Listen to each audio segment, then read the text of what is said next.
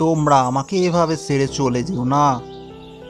বউ, তুমি ছেলেটাকে এভাবে আমার থেকে কেড়ে নিও না গো, আমি একা হয়ে যাব একদম।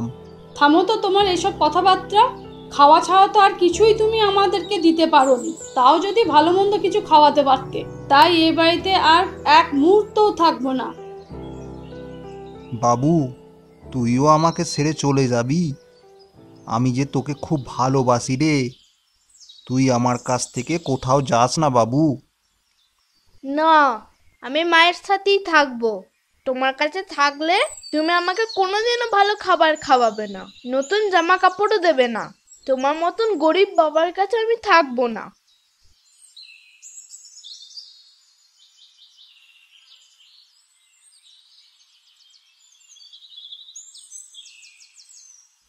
হে উপরওয়ালা, তুমি কেন আমার সাথে এমন করলা?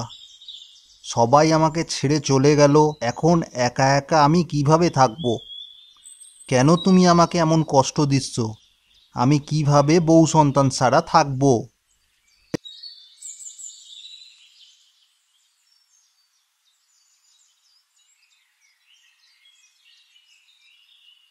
এমনভাবে আর বাড়িতে বসে বসে কদিন কাটাবো?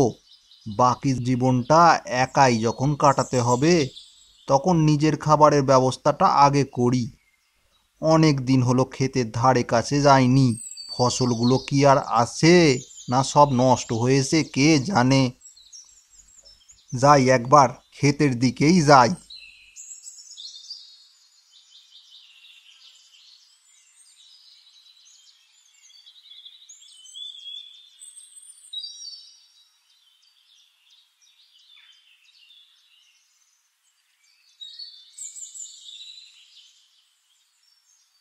ওরা সবাই কোথায় গেল? আমি কোথাও তো ওদের দেখতে পাচ্ছি না। কোথায় তোমরা? আমি এখানে আছি, তোমরা আমাকে শুনতে পাচ্ছ? ওদের তো এই ফুল নেওয়ার কথা ছিল, তাহলে এখানে না আসে কোথায় চলে গেল? আমার পিছু পিছুই তো আসছিল, তাহলে কোথায় গেল? আমি এখন কি করে পরিরাজ্যে ফিরবো? আমি তো কিছুই চিনতে পারছি না।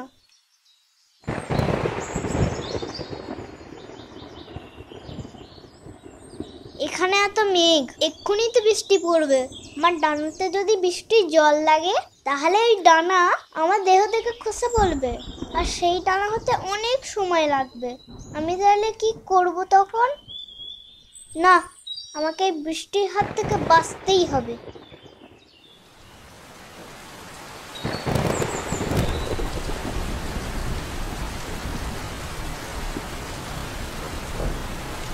এত সুন্দর একটা ছোট মেয়ে আমার বাড়ির উঠানে এমনভাবে বসে বসে কাঁদছে কেন? কি ব্যাপার দেখি তো।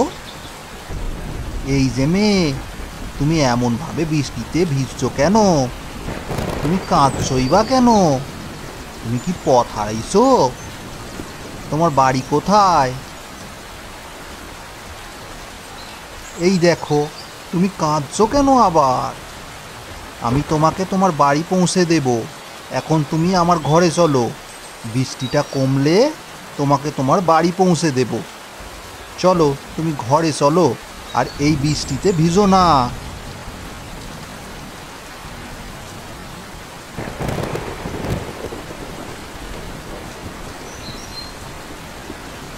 এই নাও, তোমার জন্য এই দুধটা এনেছি, তুমি খেয়ে নাও দেখি। কি হলো, কোনো কথা বলছে না কেন মেয়েটা? কি সর্বনাশ, গা তো জ্বরে পুড়ে যাচ্ছে। এক্ষুনি মাথায় জলপট্টি দিতে হবে, না হলে হবে না। বাড়িতে তো ওষুধও নেই যে দেব। জ্বরটা একটু কমলে ডাক্তার কাকার কাছ থেকে ওষুধ আনবো না হয়। এখন আগে কপালে জলপট্টি দিই।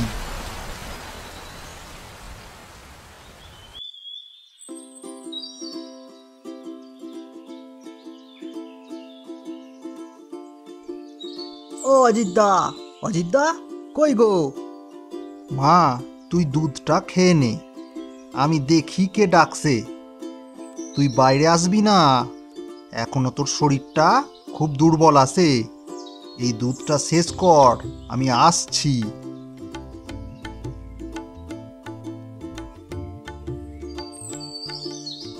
কি রে সুমন, কি হলো? তুমি কি তোমার ক্ষেতের দিকে একবারও যাবে না? সবাই তো ফসল তুলতে শুরু করে দিয়েছে ঘরে, তা তুমি কি সেই দুঃখ নেই পড়ে থাকবে এখনো?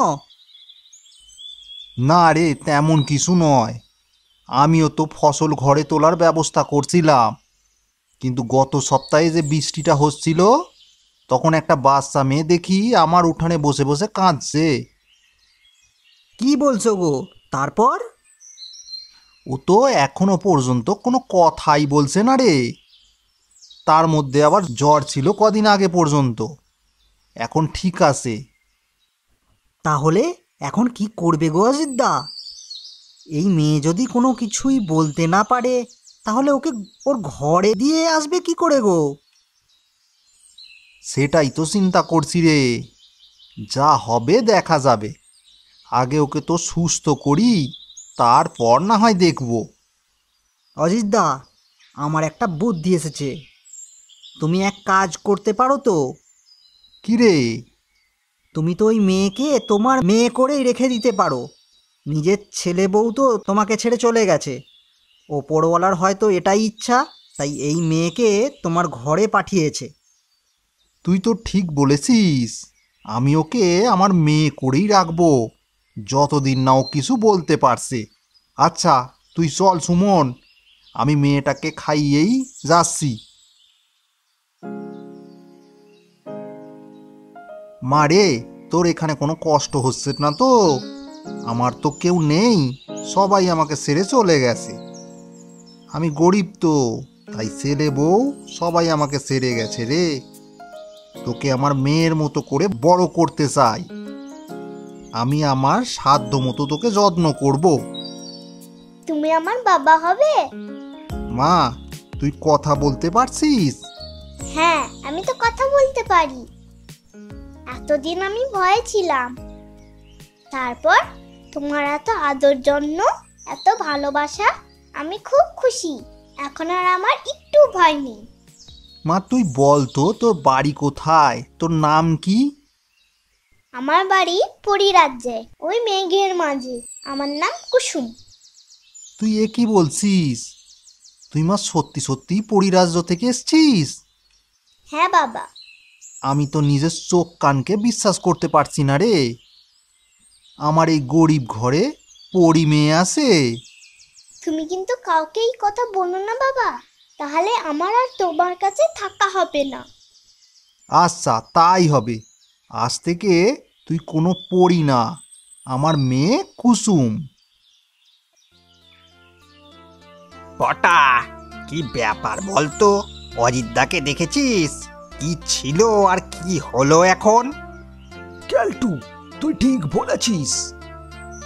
2 বছর আগে পর্যন্ত দিন আনা দিন খাওয়া লোক, আজ বড় বড় বাড়ি, কত চাষবাস, ভালো ভালো পোশাক, কি করে যে হলো?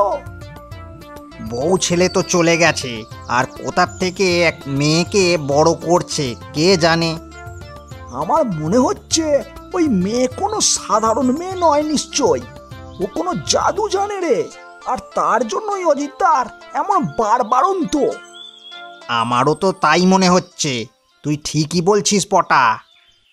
আজ একবার রাতে অজিতদার বাড়ি যেতে হবে, কি ব্যাপার দেখতে হবে বুঝলি। তাছাড়া অনেকদিন কারো বাড়িতে চুরিও করা হয়নি, হাত পুরো ফাঁকা, টাকা পয়সা একদম নেই। ঠিক বলেছিস, আমারও তাই অবস্থা। তাহলে আজ রাতে অজিতদার বাড়ি।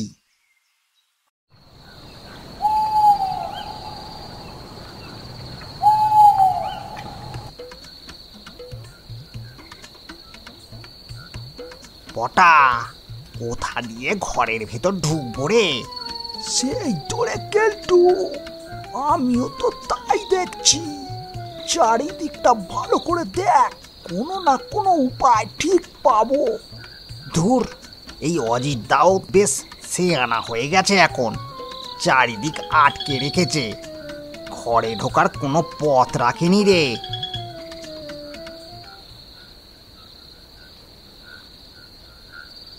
বাবা, তুমি কি শুনতে পাচ্ছ? কেউ যেন কথা বলছে। হ্যাঁ রে মা, আমি তো এই কথাবার্তা শুনেই ঘুম থেকে উঠে গেছি। আমারও মনে হচ্ছে চোর এসেছে, বুঝলি। আমারও তাই মনে হচ্ছে বাবা। তবে তুমি চিন্তা করো না, চোরদের আমি উচিত শাস্তি দেবো। তুই কি করবি মা? তোকে কিছু করতে হবে না রে, তুই এখানে চুপটি করে বস। তুমি দেখোই না মজাটা, ওদের একটু শাস্তি না দিলে ওরা আবার আসবে।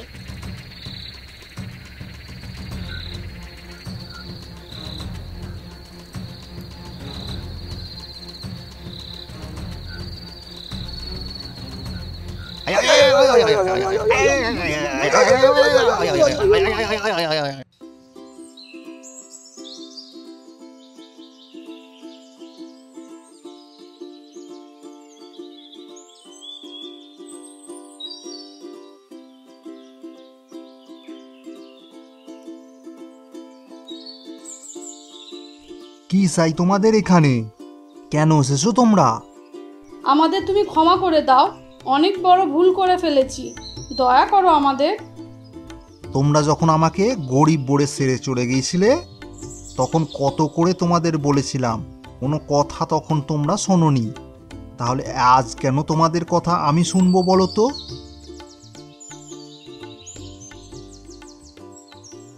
বাবা, এরা কারা গো? ও, তুমি আবার নতুন করে সংসার শুরু করেছো? দেখছি তোমার এক সুন্দর মেয়েও আছে। তুমি আমাদেরকে একেবারেই দূর করে দিয়েছো। আমি তোমাদের দূরে করিনি, তুমিই আমাকে দূরে করে দিয়ে চলে গেছো। বাবা, আমার কথা শোনো, আমি তোমাকে একটা কথা বলতে চাই। হ্যাঁ মা, বল, তুই কি বলতে চাস বল। তুমি মা আর ভাইকে ক্ষমা করে দাও। ওরা একটা ভুল করে ফেলেছিল, সেই ভুল বুঝতে পেরে তোমার কাছে ফিরে এসেছে। তাছাড়া ওরা ক্ষমাও তো চাইছে। তোমার মেয়ে সত্যি কথাই বলেছে। আমি আর কখনো এমন ভুল করব না, আমাকে দয়া করো। বাবা, আমি চাই তুমি মা ভাই আবার একসাথে থাকো। তাছাড়া আমার এবার আমার নিজের রাজ্যে ফিরে যাওয়ার সময় হয়ে এসেছে। দিদি, তুমি কোথায় যাবে? আমরা সবাই একসাথে থাকবো, তোমার কোথাও যাওয়া হবে না। না ভাই, আমার আর এখানে থাকা যাবে না। তবে আমি মাঝে মধ্যে তোদের সাথে দেখা করতে আসবো। মা, তুমি বাবাকে একটু দেখে রেখো। বাবা, আমার সময় হয়ে গেছে, আমি আসছি।